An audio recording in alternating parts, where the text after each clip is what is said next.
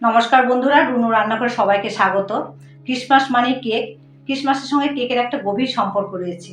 তাই আমি আজ অরেঞ্জ জুস দিয়ে ডিম ছাড়া নিরামিষ সিম্পল একটা ফ্রুট কেক তোমাদের সঙ্গে শেয়ার করছি। এই ফ্রুট কেকের জন্য আমি এখানে একটা কমলা লেবুর জুস বের করে নিয়েছি, আর কিছু ফ্রুটস নিয়েছি, টুটি ফুটি, কিশমিশ, কাজু, কাঠবাদাম, কালো কিশমিশ, চেরি ছোট ছোট করে কেটে নিয়েছি। এবার জুসে মিশিয়ে 2 ঘন্টা ভিজিয়ে রেখে দেবো।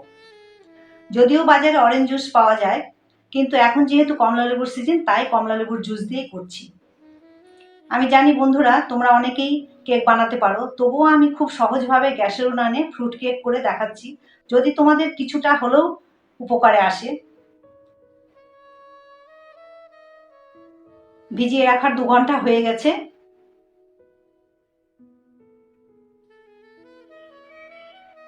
আমি এখানে চায়ের কাপ মেপে কেকটা বানাবো।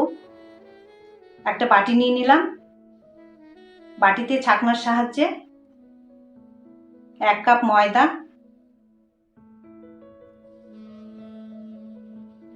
1 কাপ গুঁড়ো চিনি, হাফ চামচ বেকিং পাউডার, 1/4 চামচ খাবার সোডা, 1 টেবিল চামচ পাউডার দুধ নিয়ে ভালো করে চেলে নেব। এই কেক বানানোর ক্ষেত্রে সব উপকরণ চেলে নেওয়াটা খুবই জরুরি।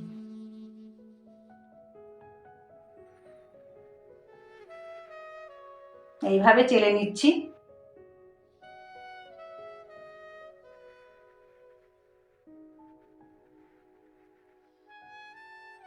আমার চেলে নেওয়া হয়ে গেছে। এবার যে কাপে করে ময়দা নিয়েছিলাম সেই কাপের মাপে 1/2 কাপ সাদা তেল নিয়ে নিলাম। এখানে তোমরা বাটারও ব্যবহার করতে পারো, আমি সাদা তেলেই করব। আর 1/2 কাপ গরুর দুধ নিয়ে ভালো করে মিশিয়ে নেব। এখন কিন্তু তাড়াহুড়ো করা যাবে না, খুব ধীরে ধীরে ভালো করে মিশিয়ে নিতে হবে।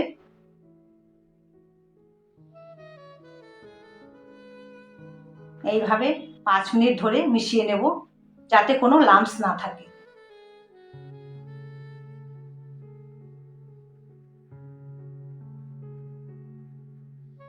বাটিতে যে দুধটুকু ছিল সেটুকু নিয়ে নিয়েছি।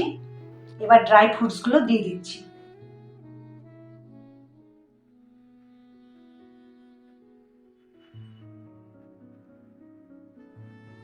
এখন দেব সামান্য নুন আর 1/2 চামচ ভিনিগার।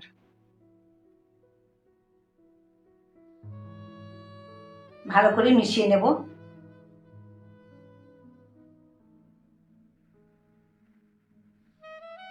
এবার দেব 1/2 চামচ ভ্যানিলা এসেন্স।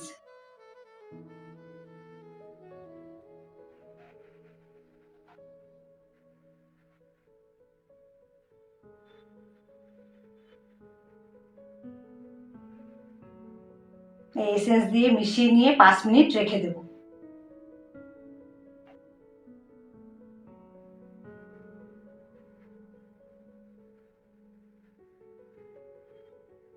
এই ফাঁকে কেকের বাটিটা আমি রেডি করে নেব। এবার কেকের বাটিটা রেডি করে নিচ্ছি। প্রথমে সাদা তেল ব্রাশ করে নিলাম, তারপর বাটার পেপার লাগিয়ে আবারও সাদা তেল ব্রাশ করে নিব। বন্ধুরা, যদি তোমাদের বাটার পেপার না থাকে কোনো অসুবিধা নেই, সেক্ষেত্রে তেল ব্রাশ করে একটু ময়দা ছড়িয়ে দিয়েই কেক করা যাবে।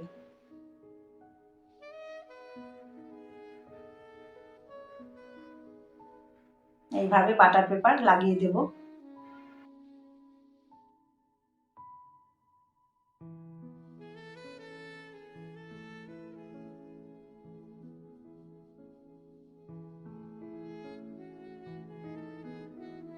বাটার পেপার লাগানো হয়ে গেছে। এবার তেল মেখে নিচ্ছি। ব্যাটারটা ঠিক এইরকম হবে। এবার বাটিতে ঢেলে দিচ্ছি।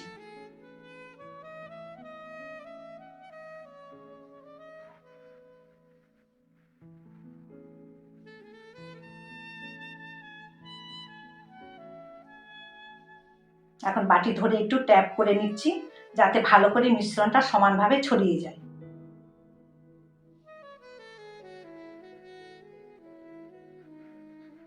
আমি গ্যাসে কড়াই বসিয়ে 5 মিনিট গরম করে নিয়েছি। একটা রিং বসিয়ে দিয়েছি। এখন কেকের বাটি বসিয়ে দিচ্ছি। তোমাদের যদি রিং না থাকে সেক্ষেত্রে যে কোনো হট স্ট্যান্ড বসিয়েও হবে। এখন কেকের বাটি বসিয়ে দিয়ে ঢেকে দিলাম। মিনিমাম 1 ঘন্টা লাগবে কেক রেডি হতে। এই সময় গ্যাসের ফ্লেমটা একদম লোতে রাখবো। 45 মিনিট পর আমি ঢাকনা খুলে নিলাম। এবার ড্রাই ফ্রুটসগুলো উপর দিয়ে ছড়িয়ে দেব। তাতে ড্রাই ফ্রুটসগুলো কেকের ভেতরে ঢুকে যাবে না। কেকের সাইজ বুঝে সময় কম বেশি লাগতে পারে। ফ্রুটসগুলো দেওয়ার পরে আবারও ঢেকে দেব।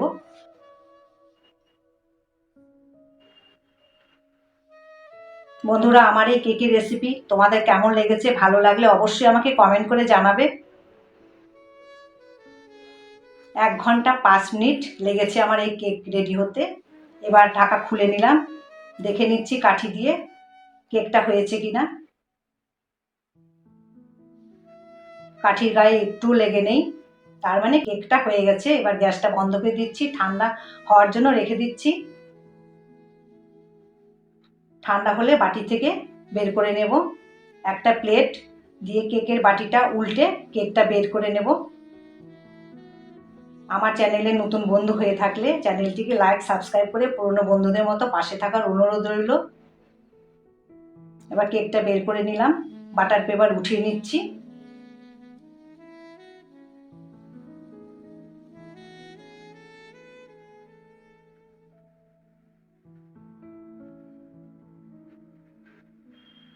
বাটার পেপার উঠিয়ে নেওয়া হয়ে গেল। এবার কেকটা সোজা করে নিচ্ছি।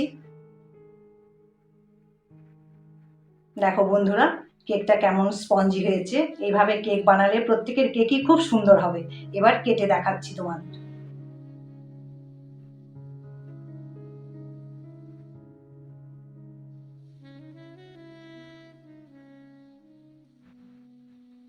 খুব সুন্দর সফট হয়েছে।